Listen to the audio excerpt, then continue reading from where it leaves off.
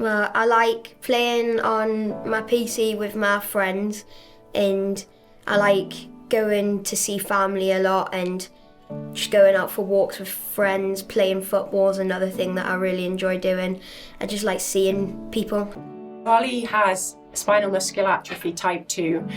He was diagnosed on the week of his 2nd birthday. And nobody really knew what it was at first, and then they eventually ran genetic testing and it came up that he's got spinal muscular atrophy. We have both passed on chromosomes to Ollie, which has resulted in him having a faulty gene, and that gene controls the movement and the building of muscle, so it doesn't allow Ollie's muscles to grow. So Ollie's never been able to walk and unlikely to. And I think we're quite a sporty family, so that was a big thing for us, especially yourself with the football, wasn't it? Yeah. But over the years, we threw ourselves into fundraising and we looked at the equipment Ollie would need. We just see Ollie as being the same as everybody else. He just happens to be in a wheelchair, and we just try and do everything we can to make sure that isn't a barrier for things that he wants to achieve.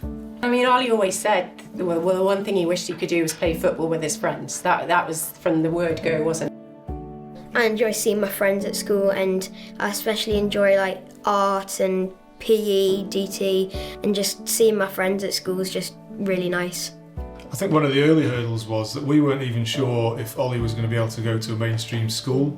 The view generally, even when Ollie was younger, was, oh, you've got a disability, you're going to have to go to a special needs school. But Ollie doesn't have any learning restrictions whatsoever. Just access to places, everything's a barrier. And if he's not got the right chair, then he can't reach the surfaces, he can't sit with his friends. His chair's his legs, and that we want that to be able to do everything that his friends do in the best way we can. So we had the house adapted, so it's completely accessible for Ollie. We didn't know anything about how to look after somebody with a disability. We just learnt as we went along. We were having to do all the finding out and the asking. It was a push from our side all along. Yeah. Now he's got to take that forward and do a lot of pushing himself as well.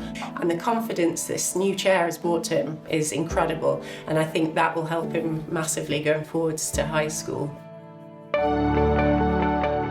I knew about the Chronicle Sunshine Fund. I was aware of living up here in the northeast that they were one of the main funders and support families incredibly, so they were our first port of call. So when I applied for the funding for the wheelchair through the Sunshine Fund, incredibly easy process compared to other charities. So straightforward. The questions that were asked were so relevant to what we were applying for without the need to go into so much more detail. The draw for the Sunshine Fund as well is that it's not a means-tested charity, which is great because it means we can just apply for what we think Ollie needs. Just because we both work doesn't mean we naturally have £18,000 spare. We don't, and we have other equipment we have to get for him.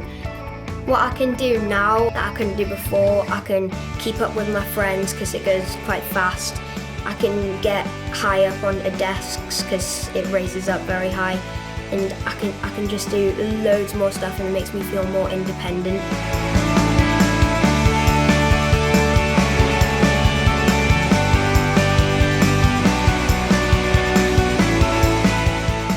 Even though the pandemic saw us receive the largest number of applications in our history, and in a time when fundraising and donations were affected like never before, we've never missed a deadline for equipment provision, meaning that when a family needed us, we were there for them.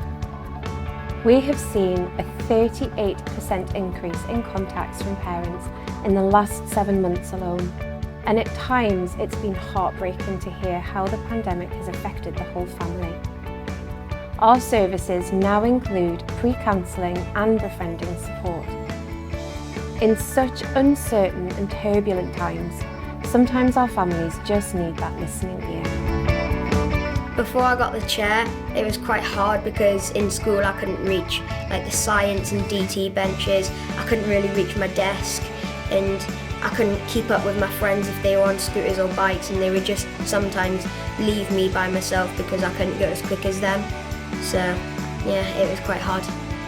We're talking about all these hurdles, but actually he's got such the right attitude, and he's now playing a sport he absolutely loves. He's playing his football like he always wanted to do.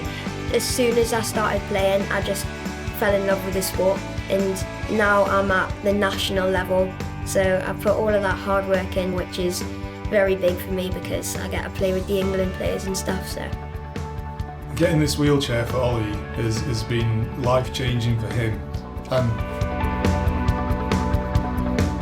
It's a big difference. Like, it makes me feel really happy and very, very independent, so I can do loads of stuff by myself.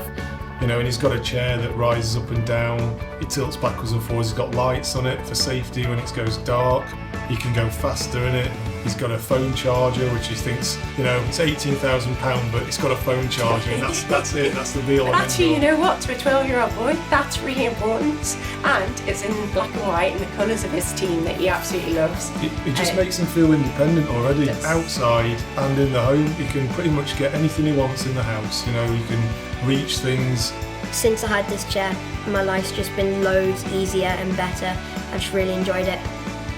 It makes him just feel like any other normal 12-year-old boy.